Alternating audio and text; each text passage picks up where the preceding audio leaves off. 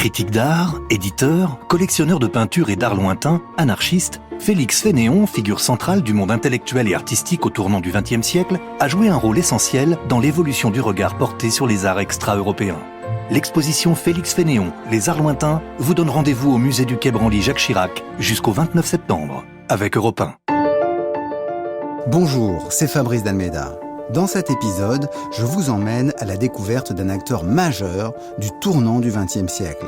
Un chaînon manquant de l'histoire de l'art, anarchiste, critique d'art, galeriste. C'est Félix Fénéon, un inconnu qui a fait l'histoire. Au cœur de l'histoire. En montrant qu'il existe d'autres manières d'agir et de penser, d'autres relations entre les êtres, d'autres rapports au monde, le musée du Quai Branly proclame qu'aucun peuple, aucune nation, aucune civilisation n'épuise ni ne résume le génie humain.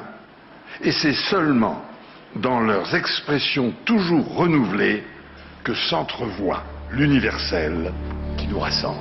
En juin 2006, Jacques Chirac a inauguré le musée du Quai Branly. C'était un vibrant hommage à toutes les cultures du monde, aux arts africains et océaniens. Derrière cette reconnaissance se cachait une initiative prise au tout début du XXe siècle, quand un collectionneur, Félix Fénéon, a, le premier, posé la question de savoir si un jour, l'art africain pourrait rentrer dans les grands musées occidentaux. Et aujourd'hui, 3 institutions lui donnent raison. Le musée du Quai Branly, le musée d'Orsay et le musée des arts modernes de la ville de New York. Le tout pour 2 grandes expositions qui ont lieu l'une au Quai Branly et l'autre au musée de l'Orangerie. Mais au fait, qui était Félix Fénéon ? Ce dandy, anarchiste, collectionneur ? Qu'est-il devenu ? Pourquoi est-il un chaînon manquant de l'histoire de l'art ? C'est ce que nous allons voir aujourd'hui et je vous emmène à la fin du XIXe siècle. Notre histoire commence sur l'île de la Cité à Paris, le 6 août 1894. Nous sommes dans la cour d'assises. Devant ce bâtiment imposant, des fiacres se sont succédés pour déposer les journalistes et les badauds, venus en masse pour assister à un procès hors norme. Celui de 26 personnes accusées d'appartenir à une association de malfaiteurs, à une tendance anarchiste. Ce procès, surnommé le procès des 30, est très attendu. C'est l'apogée de la lutte contre l'anarchisme. On doit réduire ces conspirateurs contre le gouvernement. Car depuis quelques années, les attentats n'ont pas cessé de frapper le pays. Quelques semaines auparavant, le 21 mai, Émile Henry, un anarchiste français, a été guillotiné à 21 ans pour avoir commis plusieurs attentats, dont le dernier visait les clients d'un café Gare Saint-Lazare. Dans la salle d'audience, on a fait entrer les accusés. Parmi eux, il y a des hommes plus ou moins jeunes soupçonnés d'appartenir aux réseaux anarchistes, parfois simples bandits ou cambrioleurs, habillés de redingotes noires ou de vestons gris. Il y a aussi 2 femmes, elles aussi vêtues de façon sombre. La cour a établi une sorte de hiérarchie. Au premier rang se situent les intellectuels, au deuxième rang les délinquants ordinaires, et derrière, les femmes. Chaque rangée est soigneusement encadrée de gardes municipaux. Au second rang, un jeune homme de 28 ans est assis, plutôt maigre, les cheveux bruns, la barbe taillée en pointe. Ce matin encore, il a les traits tirés. Cela fait plusieurs semaines qu'il est prisonnier à Mazas, une vieille prison, proche de la place de la Bastille. Cet homme, qui a l'air pourtant calme et détaché, c'est Félix Fénéon. Il écoute les premiers interrogatoires, très tendus. Félix sait que ses adversaires vont tout faire pour le condamner à une longue peine. L'avocat général, Bulot, est la bête noire des anarchistes depuis qu'il a, en 1892, requis la peine de mort pour les manifestants du 1er mai à Clichy. Mais Félix Fénéon a confiance dans son avocat, un certain Edgar Demange, qui défendra quelques années plus tard le capitaine Dreyfus lors des procès de 1894 et 1899. Lorsque le nom de Félix Fénéon est prononcé, le silence devient plus pesant dans l'Assemblée. Car tout le monde est venu voir à quoi ressemble ce dangereux intellectuel d'inspiration anarchiste, connu pour être passionné d'art et doté d'une plume exceptionnelle. Son arrestation le 25 avril précédent avait passionné la presse parisienne. Après une fouille de son bureau au ministère de la Guerre où il était employé, les policiers avaient trouvé des fioles de mercure et des détonateurs. Voilà pourquoi le jeune homme se trouve ce matin-là sur le banc des accusés. Entendant son nom, Félix se lève lentement. Il a décidé de frapper fort, mais à sa façon. Pour répondre à la violence à laquelle lui et ses amis doivent faire face, il choisit l'impertinence. Sans cesse, il oscille entre le jeu de l'ingénu et celui du provocateur. L'échange qu'il mène avec le président du tribunal restera dans les annales. La première question du juge porte sur le réseau de connaissances de Félix Fénéon. Êtes-vous un anarchiste, monsieur Fénéon ? Je suis un bourguignon, né à Turin. Vous étiez l'ami intime d'un autre anarchiste étranger, un certain Kampfmeyer ? Oh, intime, ces mots sont trop forts. Du reste, Kampfmeyer ne parlant que l'allemand et moi le français, nos conversations ne pouvaient pas être bien dangereuses. Cependant, votre concierge de la rue Le Pic a déclaré qu'elle l'avait vu fréquemment chez vous. Ce que je puis dire, pour ne pas employer de termes plus forts, c'est qu'elle s'est trompée. Et du reste, sa déposition n'était peut-être pas très bienveillante. À l'instruction, vous avez refusé de donner des informations sur lui. Je ne me souciais de rien dire qui pût le compromettre. J'agirais de même à votre égard, monsieur le Président, si le cas se présentait. À chaque réponse, Félix Fénéon ridiculise l'accusation avec un air moqueur et une assurance plutôt étonnante pour son jeune âge. On entend même des rires contenus dans la salle d'audience. Les journalistes prennent des notes et au fur et à mesure du procès, ils décrivent l'apparence du suspect. Ils évoquent son ton réservé mais sûr de lui, sa silhouette droite ancrée dans le sol et son visage en forme de lame de couteau. L'image de Félix Fénéon séduit de plus en plus le public. Finalement, le tribunal n'arrive pas à prouver sa culpabilité. Sur les 26 accusés, seuls 3 cambrioleurs sont condamnés. C'est un échec cuisant pour la justice et le gouvernement français, eux qui souhaitaient devenir les premiers à éradiquer l'anarchie. Leur plan n'a pas fonctionné. Félix Fénéon et ses amis vont pouvoir reprendre le cours de leur vie. Mais qui est ce Félix le Muet, comme l'appelaient les policiers, qui a eu une si grande assurance face au tribunal, face à la cour d'assises de la Seine? Pour le comprendre, il faut revenir quelques années en arrière, en Italie, sa terre natale. Félix Fénéon est né à Turin le 29 juin 1861. À cette époque, la ville était la capitale du Piémont.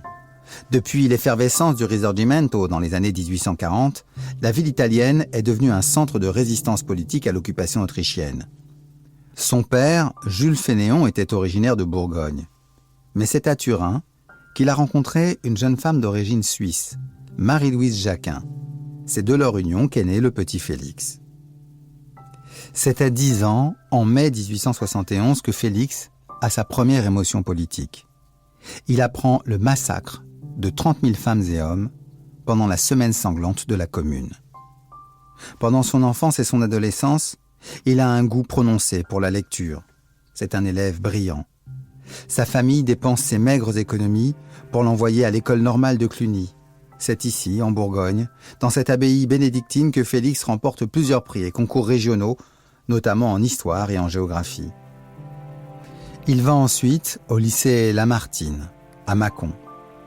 C'est là qu'il va faire une première manifestation politique en rejetant le cléricalisme.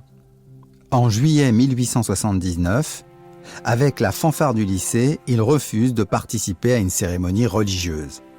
Le proviseur ne va pas accepter cette rébellion et va simplement supprimer la fanfare. Une fois son baccalauréat en poche, Félix part pour Paris. Il y côtoie d'anciens communards. En 1880, il doit effectuer son service militaire dans l'infanterie. Pendant cette parenthèse, il se résout à suivre toutes les contraintes imposées par la vie de caserne. Vers la fin de son service, le jeune homme devient rédacteur au bureau du recrutement du ministère de la Guerre, sur le boulevard Saint-Germain. Il est décrit comme un employé modèle et réputé pour son efficacité. Très vite, il se passionne pour la vie culturelle parisienne. En 1881-82 ont lieu les 6e et 7e expositions des impressionnistes. C'est là, à l'âge de 20 ans, que Félix se met à nourrir une passion pour la peinture. Dans le même temps, certains de ses collègues du ministère de la Guerre l'introduisent dans les milieux littéraires. Il rencontre Émile Zola, Paul Verlaine. Le jeune homme noue aussi des liens avec des poètes dont il connaît déjà les textes par cœur, comme Mallarmé. Félix est très apprécié de ces milieux littéraires. On le regarde comme un jeune dandy épris d'art, comme un avant-gardiste. Il s'intéresse surtout aux nouvelles formes artistiques. Il se met à collaborer à plusieurs revues d'art, comme la Libre Revue ou la Revue Indépendante. Il y écrit ses premières critiques. C'est à cette période que Fénéon découvre l'œuvre de Georges Seurat. Seurat, un peintre qui a le même âge que lui. En 1884, à la buvette du Salon des artistes indépendants, Félix Fénéon a comme une révélation. Il a devant lui un tableau, intitulé « Une baignade ». Cela représente des hommes sur les berges d'un fleuve avec au loin les fumées émises par les usines lanières. La technique picturale utilise de petites touches de couleur, rondes ou carrées. Elles sont juxtaposées et ne composent pas des mélanges de pâtes colorées. Félix Fénéon éprouve alors comme une sorte de révélation. Pour lui, cette toile incarne deux traditions. Celle des impressionnistes par ses couleurs claires et éclatantes, mais aussi celle du classicisme par la pureté des lignes. À tous les niveaux, le tableau incarne à la fois la tradition et la modernité, pour ne pas dire la scientificité. Le critique d'art qu'est devenu Félix y voit l'émergence d'un ordre nouveau, qui est, et il va lui donner son nom, le néo-impressionnisme. À partir de ce moment-là, il devient un défenseur de ce courant, souvent discrédité par la critique dominante qui préfère l'art académique. Lui, au contraire, célèbre les courants artistiques novateurs, qui rassemblent le pointillisme et le fauvisme, sous les pinceaux de grands peintres comme Georges Seurat, Signac, Pissarro, Matisse, Bonnard.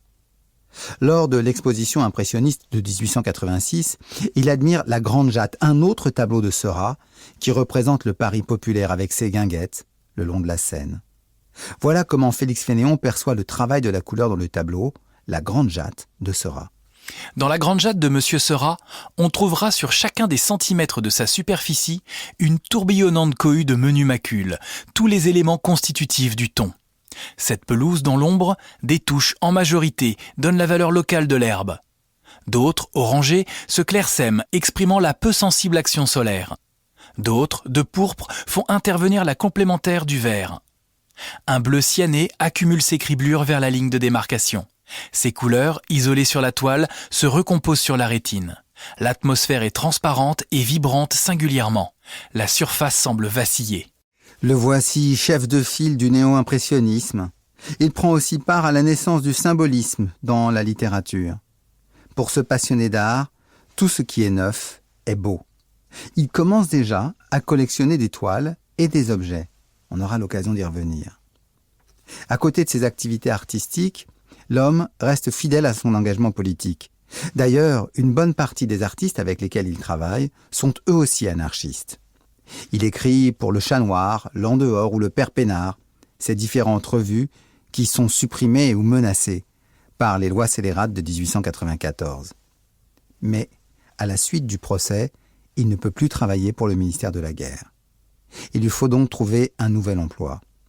Et surtout, Félix décide de ne plus signer les textes de son vrai nom. Il a compris, il y a trop de risques à exprimer ses idées en République. Il va devenir celui qui silence, pour reprendre le surnom que lui donne l'écrivain français Alfred Jarry. En janvier 1895, il rencontre deux frères, deux hommes d'affaires, qui ont décidé de lancer la Revue Blanche, une publication dont il va devenir le rédacteur en chef. Dans cette revue, on trouve tous les noms les plus prestigieux. Toulouse-Lautrec, parmi les peintres, Mallarmé, parmi les écrivains, Blum, parmi les politiques et les juristes, Péguy, parmi les poètes. La revue prend position pour la liberté du capitaine Dreyfus. Mais surtout, elle reste un miracle de composition intellectuelle et de rassemblement des avant-gardes. N'est-ce pas Debussy qui tient la rubrique musicale? De cette époque, un tableau du peintre Vallotton nous montre Félix Fénéon à la rédaction de la Revue Blanche. Il est tard, il fait sombre dehors. L'homme est penché sur son bureau. À la lueur d'une faible lumière, il relit les textes que les rédacteurs lui ont donnés. Travailleur acharné, il finit tard, il commence tôt, mais il ne dédaigne pas les plaisirs et sort régulièrement en ville, où il a de nombreuses aventures. On dit que Fénéon est un serial lover. Peut-être est-il tout simplement un hédoniste, comme l'est un de ses amis, une de ses fréquentations de l'époque, Oscar Wilde. Mais ce dandy n'est pas seulement un homme de plaisir. Il lui plaît aussi de voir la fragilité de la vie. Il va trouver un exercice qui lui permet d'exercer non pas du cynisme, mais une forme de poésie réaliste. À partir de 1906, il est chroniqueur pour le journal Le Matin. Il reprend une rubrique intitulée « Les nouvelles en 3 lignes ». Et il va en faire une sorte de lieu passionnant pour développer, avec un style très singulier, des faits divers. Écoutons-en quelques-uns pour que vous vous rendiez bien compte. Jugeant sa fille, 19 ans trop peu austère, l'horloger stéphanois Jallat l'a tué. Il est vrai qu'il lui reste 11 autres enfants. Madame Fournier, Monsieur Voin, Monsieur Septeuil, De Sucy, Tripleval, Septeuil se sont pendus. Neurasthénie, cancer, chômage. Chez un cabaretier de Versailles, l'ex-ecclésiastique Rouleau trouva dans sa 11e absinthe la crise de délirium qui l'emporta. Poupon, Gaudin, Giffray, Ordronneau. Granic niet avoir tué Madame Louet. Le juge de Rambouillet les arrête tout de même. Fénéon est sans doute influencé aussi par l'art des poèmes orientaux, les haïkus, car il ne faut pas l'oublier, c'est l'époque de l'orientalisme, et nombre de ses amis, comme Villard, un des peintres nabis, sont influencés par le Japon. Ces nouvelles en 3 lignes vont lui donner progressivement une réputation, mais une réputation littéraire presque secrète, puisqu'aucune n'est signée. C'est Jean Paulhan qui, plus tard, lui demandera de les réunir pour pouvoir en faire un volume chez Gallimard. Mais n'anticipons pas. Revenons en 1907. À ce moment-là, la carrière de Félix Fénéon va changer. Nous l'avons connu employé au ministère de la Guerre. Nous l'avons vu rédacteur en chef de la Revue Blanche, journaliste. À partir de 1907, il devient galeriste. Il est le directeur artistique de la galerie parisienne Bernheim Jeune, dirigée par 2 frères. L'un à la moustache abondante, l'autre à la calvitie précoce. C'est dans ce contexte qu'un de ses amis, le poète Guillaume Apollinaire, l'emmène un jour à Montmartre pour rencontrer un jeune peintre dont il aime particulièrement la technique. Les 2 hommes se rendent sur le bateau Lavoir, où travaille dans son atelier un artiste. Ce jeune homme de 26 ans, aux cheveux longs avec une mèche qui lui couvre le front, n'est autre que Pablo Picasso. À cette époque, cela fait 3 ans que le peintre espagnol réside à Montmartre. Il vient d'ailleurs de terminer un tableau qu'il a appelé « Les Demoiselles d'Avignon ». Il y travaille jour et nuit. En regardant le tableau, Félix Fénéon se tourne vers Picasso et lui dit « C'est intéressant, mon garçon. Vous devriez vous consacrer à la caricature. » Très courtois, Picasso lui répond qu'il n'a peut-être pas tort. Aussi étonnant que cela puisse paraître, le grand spécialiste d'art, l'amateur des avant-gardes qu'est Félix Fénéon, n'a pas compris Les Demoiselles d'Avignon et n'a pas compris Pablo Picasso.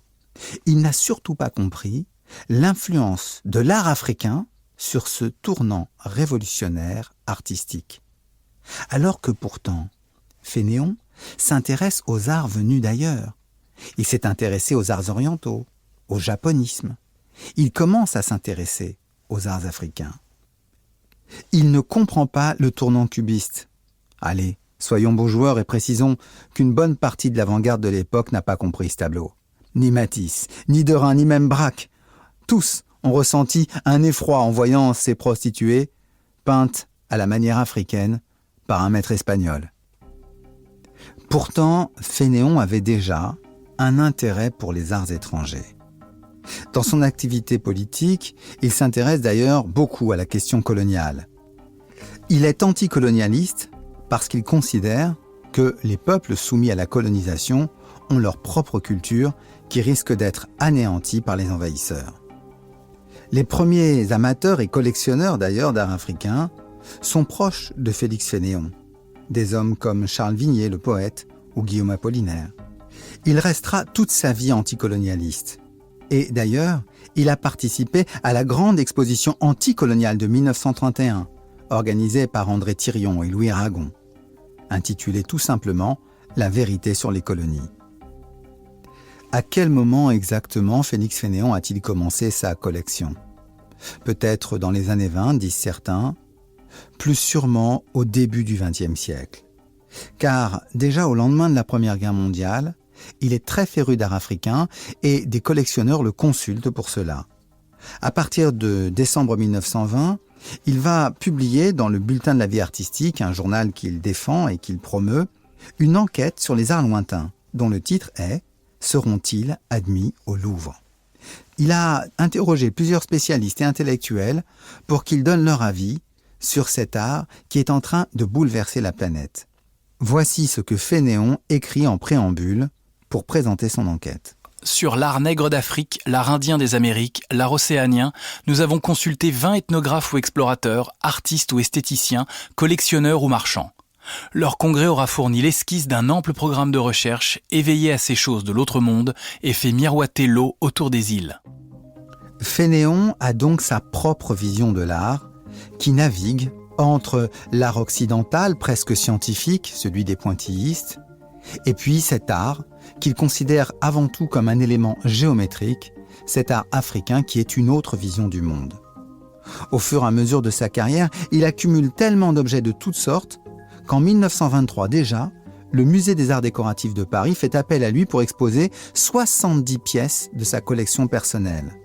Ils seront le clou d'une exposition sur les arts indigènes des colonies françaises et du Congo belge.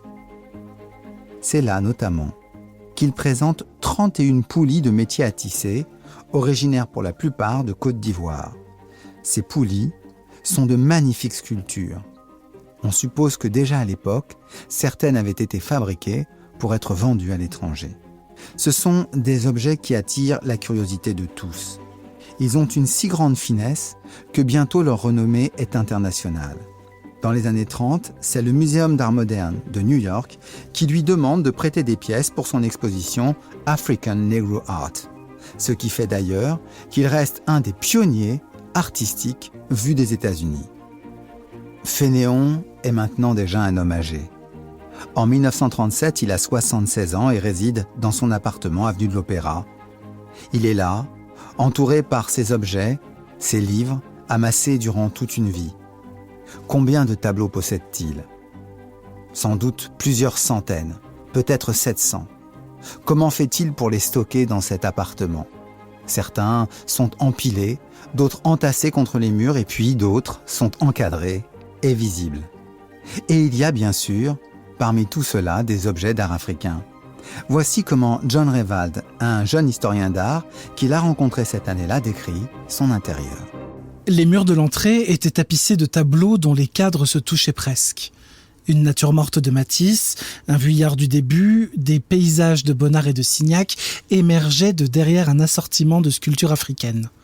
Je me souviens d'un grand nu de Modigliani, allongé au-dessus du piano droit comme pour mieux écouter la musique, et des sculptures africaines accumulées sur le dessus de la cheminée et dans des vitrines. Avec l'arrivée de la Seconde Guerre mondiale, les conditions de vie deviennent très difficiles pour Félix Fénéon. Il doit se séparer d'une partie de sa collection en 1941 et il va s'installer dans la Vallée aux Loups, dans la maison de Chateaubriand, à Châtenay-Malabry. C'est là qu'il va vivre quelques années, entouré de sa femme et aussi, il faut le dire, de sa maîtresse. C'est donc entouré des deux femmes de sa vie qu'il s'éteint le 24 février 1944. C'est 3 ans plus tard seulement, à l'hôtel Drouot, que sa collection va être définitivement dispersée. 457 pièces sont mises en vente. Des collectionneurs du monde entier sont venus pour l'occasion. Certaines œuvres se retrouveront en Californie. Étonnamment oublié, on mesure aujourd'hui à quel point Félix Fénéon a été important pour faire la bascule entre le classicisme du XIXe siècle et le modernisme du XXe siècle. C'est lui qui a soutenu les mouvements artistiques néo-impressionnistes, symbolistes, nabis, et qui a en même temps promu les nouvelles formes artistiques incarnées par les arts africains et océaniens. L'hommage que lui rendent aujourd'hui les grandes institutions internationales vient donc combler un vide. Et il était bon que nous puissions nous aussi connaître l'existence de ce personnage aux dons multiples et aux facettes impénétrables, caché derrière ce petit sourire ironique que parfois il arborait pour mieux masquer son humanité et ses émotions profondes. Évidemment, cette émission n'aurait pas été possible sans l'exposition Félix Fénéon et les arts lointains au musée du Quai Branly, et puis une exposition qui ouvrira ses portes en octobre au musée de l'Orangerie, Les Temps Nouveaux, de Seurat à Matisse. Ces 2 expositions ont été préparées par Isabelle Kahn, conservatrice générale des peintures au musée d'Orsay, et par Philippe Pelletier, conservateur au musée du Quai Branly. Voilà, c'est la fin de cet épisode, mais on ne se quitte pas complètement. Je vous donne rendez-vous dans le groupe Facebook dédié à ce podcast. Rejoignez-moi et on pourra y débattre de l'actualité et de l'histoire, des sujets qui vous intéressent. On postera également les références des ouvrages qui nous servent à préparer chaque épisode. Et puis, si vous aussi, l'actualité vous rappelle un événement historique, n'hésitez pas à m'envoyer vos suggestions. Elles pourront inspirer de nouveaux épisodes. Alors je vous dis à très vite. Au cœur de l'histoire est une production Europe 1 Studio, présentée par Fabrice Dalméda, préparée par Adèle Salmon, réalisée par Julien Tarot. Pour ne rater aucun épisode, abonnez-vous sur Apple Podcasts ou vos plateformes habituelles d'écoute. À bientôt pour un prochain épisode.